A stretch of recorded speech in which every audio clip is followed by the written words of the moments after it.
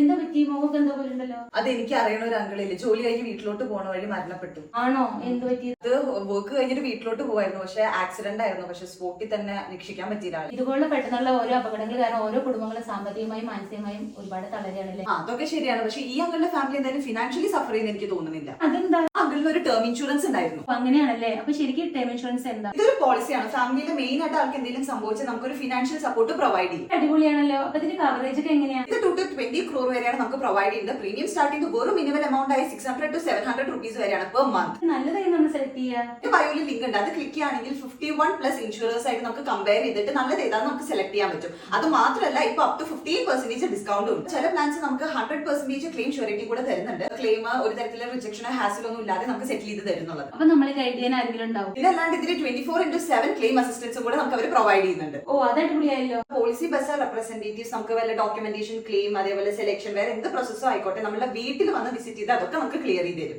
അപ്പോൾ ഒട്ടും തന്നെ സമയം കളയേണ്ട, നമുക്കൊരു പോളിസി എടുക്കാം. അതെ. What are you guys waiting for? എന്റെ ബയോയിൽ ലിങ്ക് ഉണ്ട്, ചെക്ക് ഔട്ട് ചെയ്ത് നോക്കുക and secure your family now itself. By.